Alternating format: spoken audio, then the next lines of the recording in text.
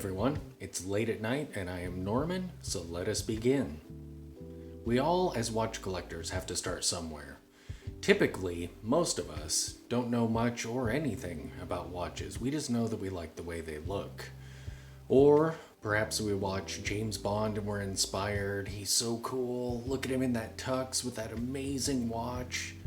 And so, what do? We go to the mall, hit a jewelry store, and drool over the watches in the case. So typically, I know at least in my case, we start out with accessible watches. Watches like Fossil or Citizen, Seiko or Timex.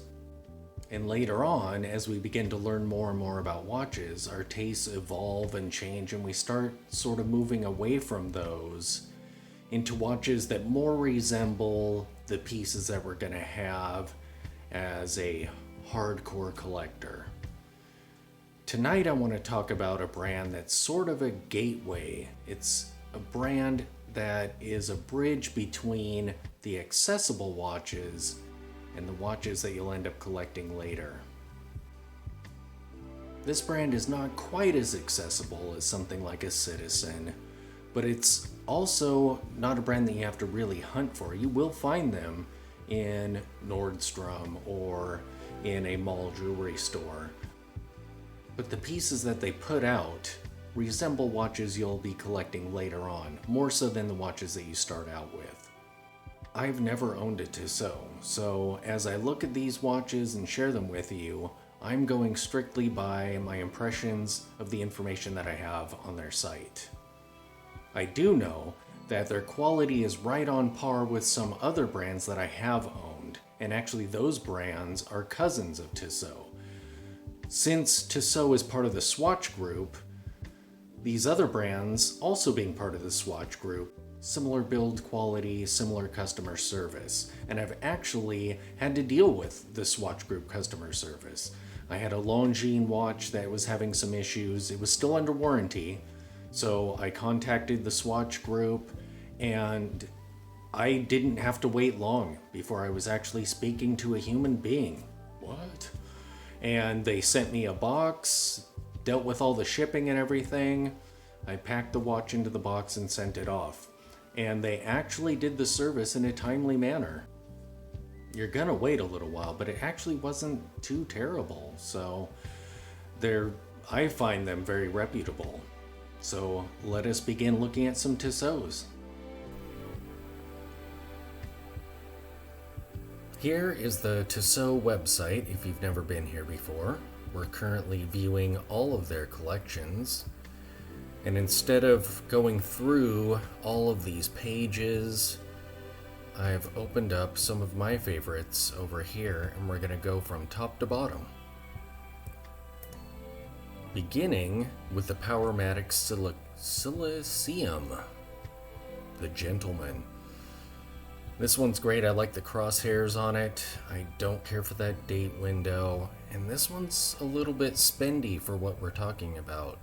You know, transitioning from your first few watches into more advanced watches that you'll be collecting later on.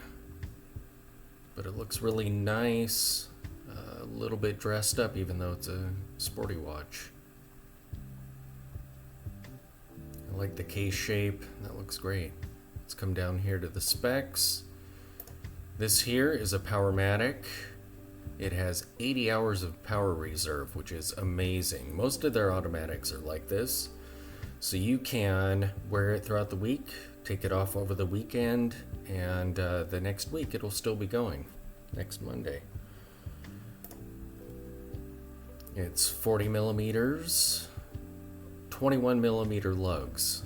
A lot of these have odd lugs, so it'll be difficult finding straps for them. You're kind of limited there. We have a sapphire crystal. That's the Gentleman. The Carson Premium. Kind of modern yet classic at the same time. I like the blued hands. The hand shape's pretty cool. Again, it has a date window. Kind of hard to get away from those with Tissot. This one's really thin because we are looking at a quartz movement. A lot of these also that we're going to be looking at are quartz, so if you're looking for automatics, you may be able to find similar styles in automatic. That's what's kind of cool about Tissot. 40 millimeters, standard size lugs, that's good. And it's affordable. The Tradition. That is a great dial. I like the texture in there. I like the Dauphine hands. And I'm not sure why companies do this. On a dark dial, they'll put a white background date window. It's terrible.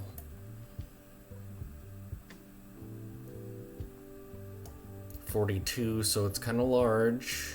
So if you like larger watches or have a larger wrist, this will be good for you. Standard size lugs. And this one is quartz. Now these quartz movements are ETA, so you get a Swiss quartz movement, which is not bad. There we go. See, that's better. It blends in a little bit better. I like this one more than the last one, and it's even more affordable.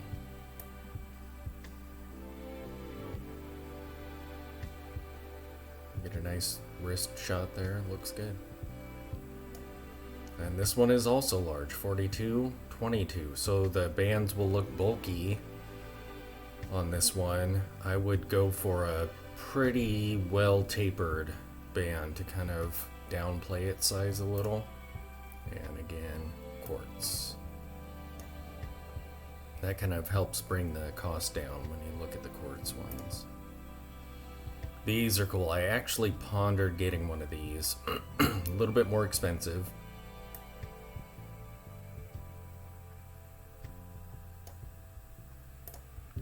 Get an automatic, again, 80 hours. 39, that's a good size. Odd lugs though, so very limited in what you can buy. You really have to hunt.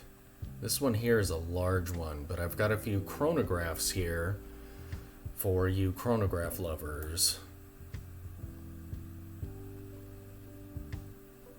45, yeah, this one is huge. Although that size will make the band look a little bit more subdued. And this one is quartz. The chronographs are going to be quartz. Just because you're looking at higher end pieces to get an automatic quartz. This one looks really nice. I like that dial, and the date is actually pretty subtle on that. 41, 20, that's good. And quartz.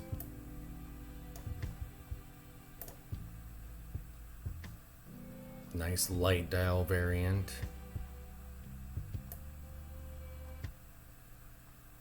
42, a little bit bigger. That one is also quartz. Now this one is actually one of my favorites on here. It's nice and minimal. I like Roman numerals, and there's no date. And it's so thin. I love it. This watch is great. I would put this on a Shell Cordovan leather band. Really dress it up. 39 and 18, perfect specs there. I mean, I like more vintage size, so that's even a little bit large, but those are good sizes right there. This one is quartz, obviously with that thinness. And then a little bit more Bauhausy, I guess, at least with the hands there. A little bit more simple, less fancy, but still great.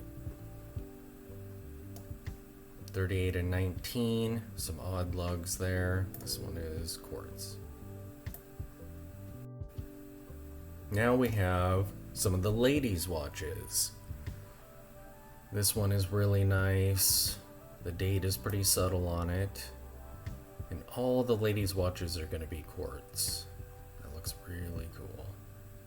28 millimeters with 14 millimeter lugs. They're even spaced, so they're probably fairly easy to find straps for. I've not hunted for ladies' watch straps, so I'm not sure which width is the most common. That is quartz. This one's pretty cool.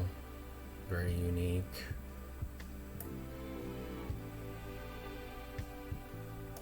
$30 and $7. I would guess that that will be tougher to shop for. Just being an odd width. And lastly, my favorite of the ladies' watches here. That is so cool. Look at that. And they have this with dark dials also. I think they have one where it's black with a gray circle in the middle. That's really cool. 20 and then odd lugs there.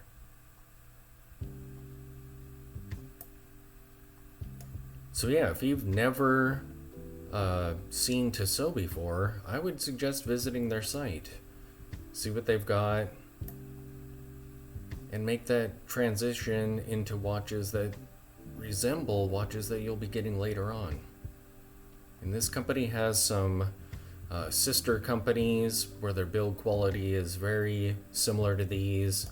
They're also part of this watch group, and I'll be discussing those in future videos. So there you have it, some of my favorite Tissots that are available on their website. So if you've never heard of this brand, you really should check them out if you're a beginning collector, or if you're just looking for some really affordable, pretty decent watches that you can change your collection up with. Thanks for watching.